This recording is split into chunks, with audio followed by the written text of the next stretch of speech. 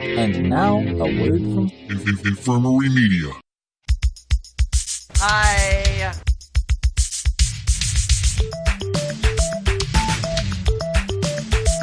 It's time for Blumpkin and Friends, starring your host, the Reverend Johnny Blumpkin. I think they said something about, like, a podcast or whatever. I don't know. Hey, kids. I'm the Reverend Johnny Blumpkin. And with me here again is my friend, Bobby Murderface. and we're going to talk about wrestling. So if you don't want to hear about wrestling, please stay tuned anyway, because I need the attention. Digital. Yeah. Numbers. Now, I have to walk away from the mic for a second here and hopefully not fucking fall down or cause a crash. Great radio. You were not at my wedding. I was not. But just so you know, there were wrestling signs in the crowd at my request. Respect. This was Rick James's, the Blumpkin World Order BWO sign. Did he dress up as the Blue Meanie? He did not. Oh, But fail. just so you know, instead of too sweet, because I was on an anti-Bullet Club kick, it's too street. Why were you anti-Bullet Club? Because it was like all the time, everything fucking... I did it as an affront to Lunchbox's constant dick-sucking of the Young Bucks and how I was just like, dude, there are other tag teams. They're Can we good. discuss the Usos? You can't deny they're good. Well, right, but I just don't want to hear about them like, 24/7. Yeah. So you're wearing your IWA Mid-South hoodie because you have been to how many different King of the Deathmatch tournaments out of state here? Out of state. Every one since 2006 that they've had, except for two. Okay. They had one in 2014 and 15. In 2014, I had a brand new job and didn't want to do that. Right. I'm weird. You know, you're supposed to take time off. I already had vacation time, but I was like, I got to set a good example, you know. And it's a drive, too, right? It's not fun at all. Isn't it like 12, 14 hours in the car? At least, yeah. Fuck. Depending on where. And then they had one in 2015, and my wrestling partner was just having a baby girl. So that'll do it to you. But yeah, every one since 2006, including this last year, where a guy almost died. Go on. Legitimately almost died. Like, it's called a death match, but it's for funsies. So what's the setup to this injury? Legitimately almost died. So, okay. Fans bring the weapons match, which is what it is. It's literally us fans will bring and make weapons for them to use in the match. And it's not just your run-of-the-mill chairs and light tubes. It's diabolical homemade shit. I once took, you know those brown steel chairs that are like hefty as fuck? Yeah. Wrapped it in, legit barbed wire. I made it, so it's, you can't question it. Mm-hmm. And Ian Rotten proceeded to just beat the ever-loving fuck out of somebody with it square in the face. That had to be a proud moment for you. Kinda. The sound that it made me just go, what the fuck? Just that hollow thud, like a pinging off the skull. Like, ugh. But yeah, so a guy named Schlack, who is maybe certifiably insane. So somebody bought a file cabinet. What? Cool, whatever. What? Yeah, somebody brought a filing cabinet. Why not? Dude, literally anything you can think of has probably been used in death matches. Was it brown or gray? It was light brown, like tan. Was it 4-drawer or 2? Tall or short? Definitely taller. Then it's a 4-drawer. Yeah. Or a 3, I guess, if they're flat. So, are you a filing cabinet expert? I guess I'm a connoisseur of office equipment now that I have a fucking job in a cubicle. So, he's doing the match. They're doing their thing, and all of a sudden he picks up this filing cabinet and just hurls it at the face of one of the competitors. Makes the sickest sound ever. Crowd starts going nuts. They're doing their match, and then Schlack gets basically like scoop slammed onto it. But one of the supports for the that you would put Jesus Christ, the shelf on, the drawer track, was vertical, and his thigh went into it. And what is this artery back here? Your femoral artery? Yeah, it punctured the femoral artery. Jesus fucking Christ! It went, a solid 3 to 4 inches inside of his thigh. So he was still doing the match, and then realized, oh fuck, I'm bleeding this to is death. bad. So there's kind of a unwritten rule that if it's really bad, pin me 1, 2, 3, because there has to be a winner in these death matches. That's like one of the gimmicks, is there has to be a winner. Was it as instant as the infamous WCW poke of death between Nash and Hogan? No. It was not as instant. Okay. Because, these guys have balls. So I don't know if you've seen the Gawker video that got leaked when Hogan was banging Bubba the Love Sponge's wife or girlfriend, whatever the fuck. He has balls. Why would I watch that on purpose? Because pornography is a train wreck of humanity's worst. There's so many better options of pornography. I know, but I watch porn not to be turned on, but to laugh. You watch ladies' buttholes. No, I like to look at real life buttholes. Oh, yeah. But I will look at pictures of buttholes, but it's not the virtual same. Buttholes and real buttholes, whatever. You're all about it. Anyway, so he's like, pin me, I'm out, 1, 2, 3. He goes to the back, and he's getting worked on by the pseudo nurses that are there. And I guess I can't for sure say if they have any medical training whatsoever. They have to. I think for insurance purposes, he needs to have trained EMS. So all of a sudden, the match ends, and he gets over the mic saying, hey, Schlack's legitimately dying right now. He's bleeding out, and this is not a fucking joke. We need you guys to be adults here for a second and help us out. And we're like, this isn't a work. Like, this is really happening. What, does he start asking for people to donate blood? So he's like, anybody that needs to help can help. Anybody that doesn't want to help, stay the fuck out of our way. The ambulance is coming in up front that are on their way. Please stay out of our way. So a bunch of the people that didn't want any part of it moved. Yeah. And I'm like, well, I've been coming to these shows forever. Like, you get to kind of know these guys a little bit. Right. So I'm concerned. I'm like, fuck, I'll help in any way I can. So I start hurling chairs because I knew the ambulance was going to come in the back. I start hurling chairs to the corner, getting them all in one pile so the stretcher can come in and pick them up. Mm-hmm. So then I go out up front, and Ian Rodden's up front just like, holy fuck, I'm going to be the guy that killed a guy. Jesus Christ. And I'm like, dude, first of all, it's not your fault. He's like, I know. He was like emotional about it. Obviously, I would be. One of his friends is almost fucking dying here. And probably he was worried about getting sued. At that moment, I have to believe, even though there's that lingering idea of civil liability, was probably the last thing on his mind. I mean, probably. Ian's allegedly done some shady things. Well, I have to say that I think he would be more concerned about the well-being of the guy. Oh, for sure. And I'm not questioning that. Whereas the night that Owen Hart died, I'm pretty sure Vince McMahon was like, fuck, call the lawyers now. Like, they're sitting there, go on. They're trying to tend to him, and they're like, fucking announce the Godfather as the winner, give him the fucking belt, whatever. So I noticed that this building is in the middle of nowhere in Memphis, Indiana. Ever heard of Memphis, Indiana? No. Didn't think so. So I'm like, he's going to be coming from the interstate. Mm-hmm. Fuck it. I'm going to make a beeline towards the nearest road that has light and tell him where to go. Yeah. Because no one else is going to. So I take off down to like the little driveway. On foot. Yeah. And kind of wait there and wait there and wait there and wait there and wait there. They're probably at least 10 minutes out if you're in the sticks. It was about 20. Seriously? And he's bleeding out. We're like, Jesus Christ, like, come on. Did they tourniquet the wound?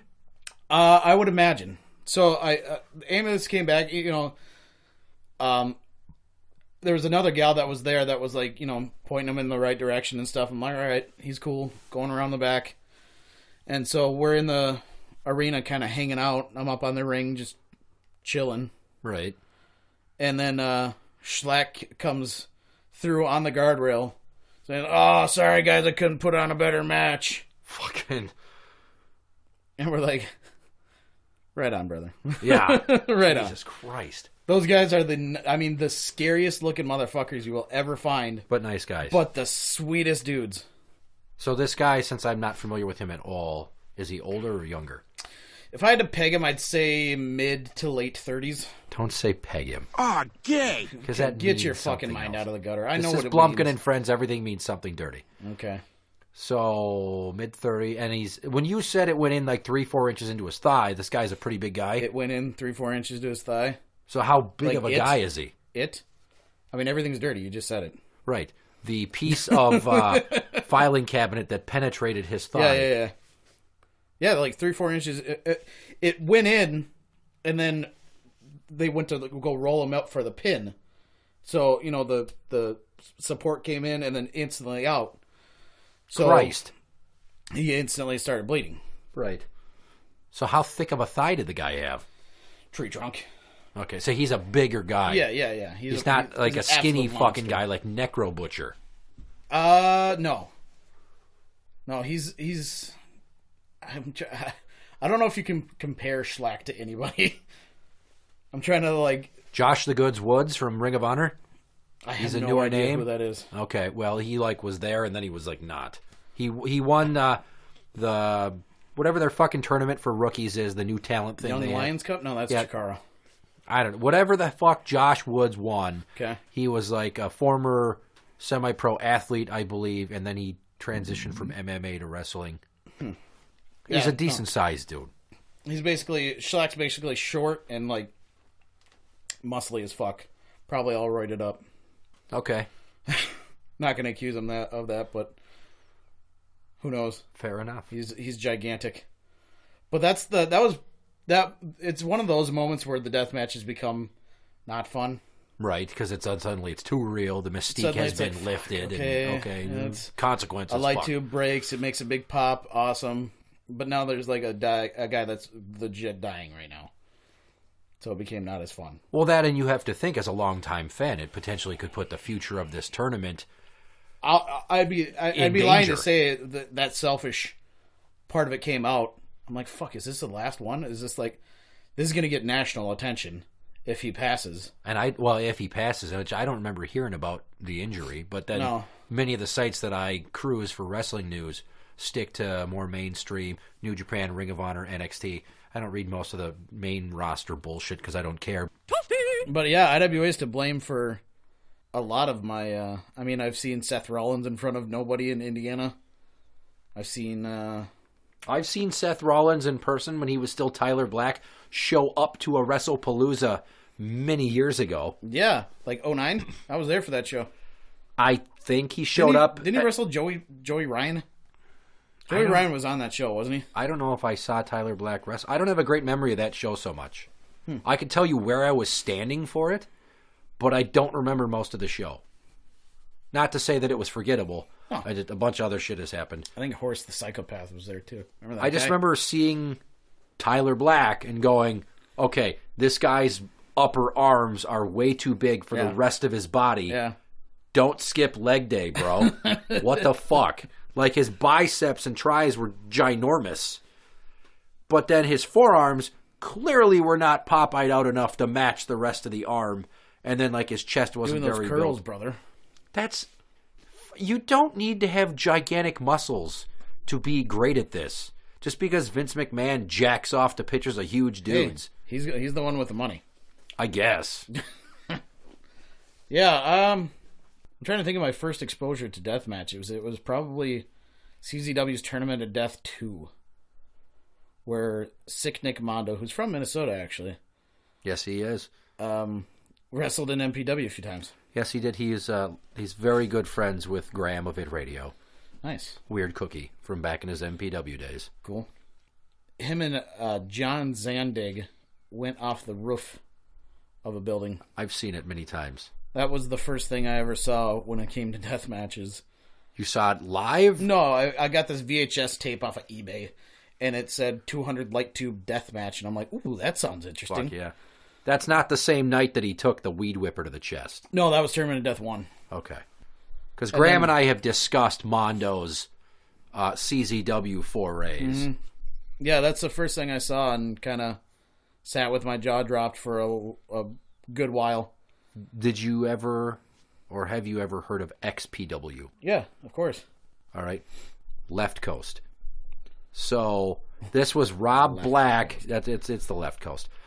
Rob Black basically tried to ape everything about ECW he could, right down to getting New Jack Sandman, and Mustafa, Cronus. Sandman, Cronus, Sabu, Big Dick Dudley. Yeah. Rest in peace. And Cronus too, right? Yeah, Cronus passed a while ago. So I remember watching Supreme, Yeah. who I had not heard of outside of He's XPW. got a daughter named Sage Sin that does these death matches. Does she? Fucking awesome. So Supreme and XPW's Tournament of Death. Baptized in Blood. There you go. Yeah. Baptized in Blood 2, I owned on DVD. Yeah. And holy Christ, that DVD. When they used legit light bulbs, not light tubes. Yeah, and I was going to ask if you've ever fallen on a light bulb. I'm going to guess the answer is no. I was doing... it's why would they fucking do that? I was in the next room there in my workout stuff, and I was doing, like, dumbbell flies. Okay. And then I was going, like, just doing dumbbell front raises for shoulders. And I hit a light bulb. And then I heard it, and I closed my eyes and felt it raining down on me, and just the little bits of glass that hit me made my ear bleed. Yeah. And I was like, fuck. That sucked. So I can't imagine being on actual fluorescent light tube. And that's the thing about Rob Black, is he wanted to do everything just like the big boys without taking the time to consider, can you pull this off without making it absolutely real? Which, all the more credit to Supreme, Messiah, Angel the Hardcore Homo. Yeah. Dude, that guy was nuts. White Trash Johnny Webb. Yes. Homeless Jimmy. Yeah. New Who's still Jack, going? Vic Grimes. I feel like he may have passed recently. I'm pretty sure he's dead, but everybody On the might hands know of New him Jack. from the Baldies in ECW, Vic Grimes. But in XPW, they were stacked. There were tables stacked 4 or 5 high in the ring, and they were on scaffolding from the arena ceiling. It was the high incident scaffold match that Tommy Dreamer and Brian Lee had in ECW. Same concept, but the scaffold worse. was retardedly higher. Yeah, it was, and I can't believe he didn't die. New Jack claims he was trying to kill him. Really? I watched the shoot where he's like, I didn't give a fuck, I was trying to kill him. That's nuts. He's insane. It's New Jack. Dude, New Jack could be like a podcast series. But yeah, and he more than X-Pac needs to tell the world his stories, because I don't need to hear what Sean Waltman has to say so much. Yeah. But I want to get inside the head of New Jack, because he's done some gnarly shit.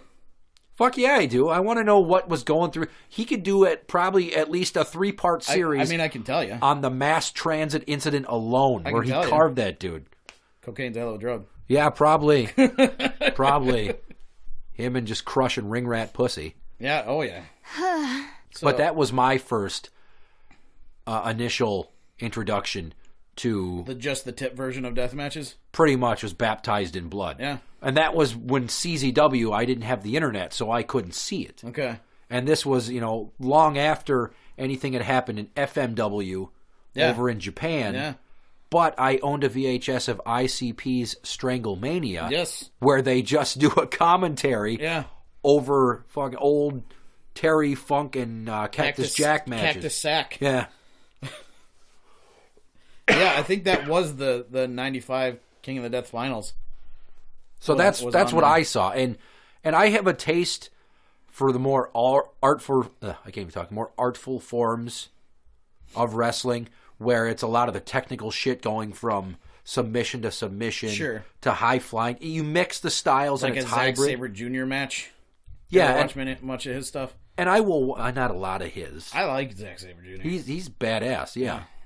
But I don't have the same appetite for hardcore wrestling that I did 2015, like during even the Attitude 10 era? years ago. Yeah, because everything was different, because it was fresh and it's new, and I'm not taking anything away from anything that any of these guys do. No, you can't. Because it's fucking crazy, and I myself And could not stupid put to a myself point. through that. Right. I mean, it's not smart. Who's in charge of King of the Deathmatch now? Like, who runs it? Ian Rotten. Who ran it before? Ian Rotten. Always Ian Rotten? I believe, the true King of the Death matches, a company named IWA Deep South did it.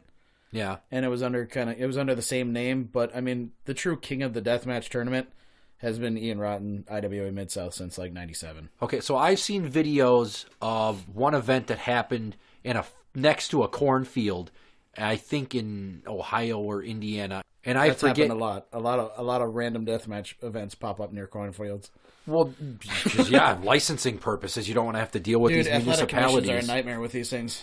I can't imagine why. You're right. Yeah. So I've seen video of that, and I don't even know what this was. It was like some sort of joist plate for fastening boards Gusset together. Plates. And but it was a round one. Yep. No, you're talking about a Kenzan.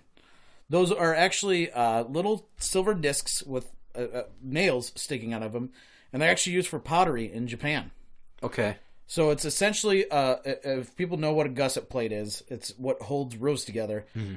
Kind of like that, but circular, and the nails are like an inch long. A guy had one hammered into his fucking head. Yes. And then they showed the aftermath, and I had trouble watching it. Was it a Japanese fellow? No. Okay. It was a white dude from these parts. Big fucking guy. It was in his skull. It took them so long to get it out. I'm going to guess that's Cannonball Jeff. I don't know. Jeff The videos on YouTube where they kind of introduced everybody to Tournament of Death. And I've seen some gnarly shit on the internet. I go out of my way to watch people be murdered on the internet. Sure. Not because I get off I do too. On torture, but just to remind myself how scary the world really is. Yeah. Because I've seen people get their heads cut off. I've seen people get dismembered, disemboweled. Mm. Just gnarly shit where a guy got, some kid, they cut his ears off with like a razor blade. I didn't hear about that one. Boom. Nailed it. Right.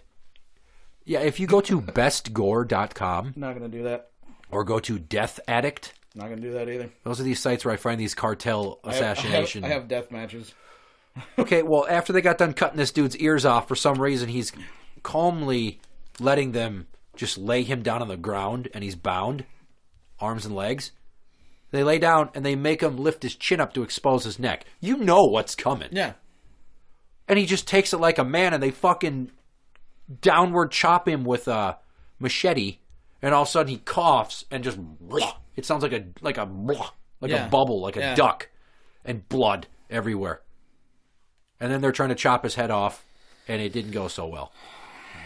Gnarly. And then a week and a half ago, I saw a video of it said, "Guy beheaded with dull machete," and you could tell he was doped up because he was just hunched over.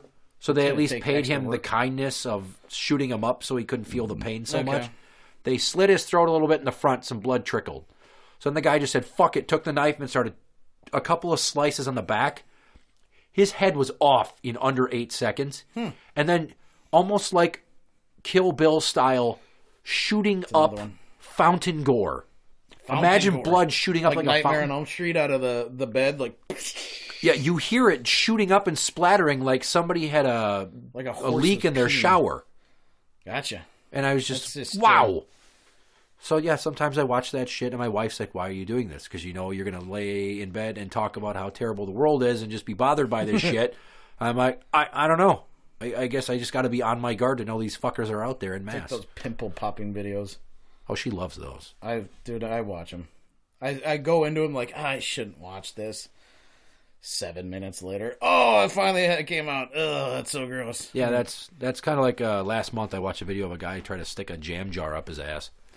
It broke. One guy, one jar? It might have been. Yeah, where he had to pick the glass out of his butt? Yes, and it was just pissing blood. Good Lord. The wife and I, we graduated from really weird porn for the sake of comedy to parody porn. For the sake of comedy? Like Mighty Muffin Pounder Rangers. Look that shit up. I don't think I'm going to do that either. Or there's a Ninja Turtle parody porn, but it's basically 25 minutes of April O'Neil blowing Casey Jones, and it's really not that good. There's a Rugrats parody porn that I refuse to fucking watch. Why? I draw the line at people dressing up like cartoon infants. To ruin childhood. I watched How the Grinch Stole Christmas porn parody where the Grinch was fucking How the Grinch Stole Virginity. Cindy Lou Who. Dude, have you seen Cindy Lou Who now? Taylor Momsen? Yeah, I have. That's just something weird about she's supposed to be a little girl and he's the Grinch and he pulls out this green painted dork and goes to town on it. Anyway, so wrestling. Yeah, wrestling. You're listening to Blumpkin and Friends. Regale us with another story from your trips to King of the Deathmatch. Well, I once saw a guy go off a 25-foot scaffold. And then what? Landed onto one single table and cut a artery in his back because there was light tubes on it. Jesus fucking Christ. Danny Havoc and Devin Moore. Danny Havoc. The 2008 King of the Death Finals. In the middle of Sellersburg, Indiana. I've been wherever the fuck that is. Nobody could find that on a map if they had to, but I guarantee you that within 5 minutes you could find heroin everywhere where these things Oh, happen. yeah. There's actually a little town by Sellersburg called Speed. I thought that was apropos. Huh. Yeah, they go off this scaffold. They're climbing up, and like I said earlier, it's one of those moments where you're like, okay, this is not getting fun now. This could fucking be very bad. So they did some sort of Falcon Arrow situation off of it. Okay. And, thought he broke the ring. I mean, they're not very big dudes. That's a lot of force. And one single table is what broke his fall. And he didn't move for the longest time. And wasn't the Falcon Arrow, he called it something else, but wasn't that Bob Hawley's finisher? Something very... Like, he almost crippled a guy once because he gave him a stinger because Bob Hawley was notorious for wrestling stiff. Yeah. This is a guy who probably should have gone to Japan and gotten his ass kicked strong style just for being such a mook about it. You can wrestle strong style and stiff, and then there's just being a cockbag. Yeah. I think he totes that line a little bit. But... So he didn't move for the longest time. We thought he was dead. And then he started moving. Did a hush fall over the crowd? Kinda, yeah. Everyone was like, oh, boy. It was a you sick fuck chant, and then all of a sudden there's nothing. Yeah, and then I think when they were up on the scaffold, we chanted, please don't die. So he took our advice and didn't die. Seems appropriate. I also did commentary on that show. That was awesome. I did it for a barefoot thumbtack match, which is exactly what it sounds like. Okay. Miserable, I'm sure. Have you ever stepped on a thumbtack? No, but I've stepped on Legos. They have also done barefoot Lego matches. And most people might not think these are going to hurt as bad. Do you know what a Shopkin is? No. This company, Moose Toys, who apparently only wants to waste all of our money on little stupid collectibles, come out with these series of different toy lines. Like little homies? Yeah, basically. But there's, instead of like 15 of them and 50 cents a pop, they make like 400 per year. And then, your kid wants a bunch of those. So little food-shaped toys. And some of them like a caramel apple with a stick sticking up. Nice. And they're only about yay big, the size of a quarter, some of them. So just stiff. And you step on them, and it fucking hurts so bad. I wanted to punch my kid in the face for having them. I'm like, pick your toys up, goddammit. I don't need to fall down the stairs. So there's barefoot thumbtacks and bottle caps. Huh. So, and I got to do commentary over that one. Odd menagerie. Like, actually at the table? Yeah. Which was on top of the roof of the bowling alley that this was being held at. And now, were there more than one announced team recording audio commentary for the DVD? No, it was a guy named Smooth, and then I had won a raffle by going to the 500th show for IWA Mid-South, and they had like little things under your table or under your chair, and can do commentary at one show. I was like, huh. And you could just, it was like a money in the bank cash in when you want? And I saved it. I was like, I'm going to do this now. It was like a year and a half later. No shit. He's like, yeah, go for it. I was told I did really well. Well, that's good. Yeah. That's good. A guy named Mike Burns that runs Smart Mark Video. He's like, I've seen like fans do commentary. That was really fucking good. I was like, wow. Awesome. Well, when you watch enough of this shit, you just, when it is a large part of your life. Yeah, it still is to a degree. It's not as much. There's now a company called GCW, Game Changer Wrestling, that's kind of taken the realm of death matches to a bit of a new level. Where the fuck else is it left to be taken aside from power tools and dismemberment? Well, power tools have happened. Jesus Christ. There's been sawzalls. That's not smart. Drills with barbed wire on it. Drills with barbed wire. Yeah. Do you know who Mr. Pogo is? Was a Japanese deathmatch guy. I think he wrestled. Dressed like a clown? Yeah, sort of. You're thinking of the XPW Pogo guy, though. Okay, yeah. Yep. Mr. Pogo, who actually recently passed, too. Are you seeing a theme here? Yeah, wrestlers, man. Would take a big, long drill bit and then wrap it in barbed wire and then use that as, to cheese grater the guy's forehead. Oh, kind of like Sabu with the 9-inch fucking spike, 20-penny spike. Yeah, but I mean, like I said, if you can think of it, they've used it. Hypodermic needles. What the fuck? They had a saw death match in Germany between Drake Younger, who's now a referee for NXT. It's super trippy. Like, dude, I know you. You knew me by my first name. I've met you that many times where I would come in and you're like, hey, Bobby, what's going on? Brother. Now he's an NXT referee. I'm like, hey, remember that one time in the 07 King of the Death matches you almost died?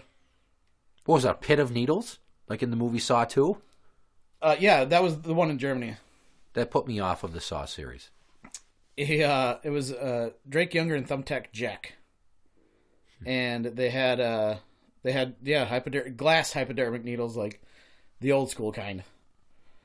A chair that had, that pink insulation, the board with razor blades sticking out of it. Well, that doesn't sound safe. It was pretty gnarly. Yeah, I would say so. Circular saw blades. I wonder how many of these guys get crazy high before the match to numb the pain. Most of them, I would think. We're talking not just popping pain pills, but they fucking get high. Yeah. Which, you can't really blame them to a certain degree. Well, right. Although there's a guy named Ricky Shane Page who's straight edge and does death matches. So, maybe that's even more fucked up. Yeah. Yeah, because you feel it all. But yeah, razor wire's been used. Everything. But just like him doing that sober, being domestically assaulted while stone sober and the other party's drunk, I can tell you, that's a trip, man. When they are punch drunk, blacked out, swinging and kicking and spitting, and you don't know how it's going to go. And it's like super easy to dodge all the punches because they're so drunk. Yeah, kind of, but they're also trying to kick you in the dick, so you just start locking your knees together to stop the dick kicks. Yeah. The dick flicks. I've lived it. Thanks to The Beast. Yeah, thanks. Beast. Hi, it's the Body, and you're listening to Blumpkin and Friends. We've reached the point in the show when it's time to play a game. We just talked about Saw. We did. We're not playing that kind of game. Okay. Even though if you look behind me on my workbench, does anything stand out? There's a staple gun that's been used multiple times in death matches. Reese Hartfelt keyed down on this the first time he came to my house. He's like, why do you have a jar of teeth? These are my wisdom teeth. Curious? I wanted to keep them. What? Why? I don't know. I figured it was a pretty cool keepsake, and they've been out of my mouth for like 13 years. My dad kept his kidney stone. See? People do that shit. Which I thought was odd. It's time to play bullshit trivia on Blumpkin and Friends. The game is called BS Trivia. Oh boy, I suck at It's trivia. 10 questions. Some of them have answers, or they don't, and I will give half points for creativity, which usually ends up in an argument between people that have played this game when they're listening to other people that have played the game do it. Where's my fucking pen? That's not what I want. Okay, here we go. 10 questions. I will go right down the line. Hunty McCunt face. That's not one of the answers. Shit. Okay. Question number 1. I'll just give you one. It was a wrestling themed episode, so all these questions topical. Okay. Spell Hayabusa. H-Y Busa. That is wrong. Damn. Hayyabusa. I thought you would have knocked that one out of the park. Well, you grossly overestimated my ability to do things. Okay. Well, the record is 8. The record is 8 points. Okay. Out of this is what you're aiming for. Yeah, I fail. Question number 2. Name 4 members of NWO Wolfpack. Conan. Uh-huh. Sting. Uh-huh. Nash and Hall. That is correct. I also would have accepted Randy And Lex Savage, Luger. Kurt Hennig, Lex Luger, Dusty Rhodes, Disco Inferno, Scott Steiner, and Buff Fuck, Bagwell. I forgot about Disco Inferno. Dude, that guy. And I do believe Rick Steiner was in there for some time, too. Is that guy still alive? I think. How? So you got that. That's a point. You're on the board. Question number 3. How many turnbuckles are there in a 6-sided ring? Well, see, this is math.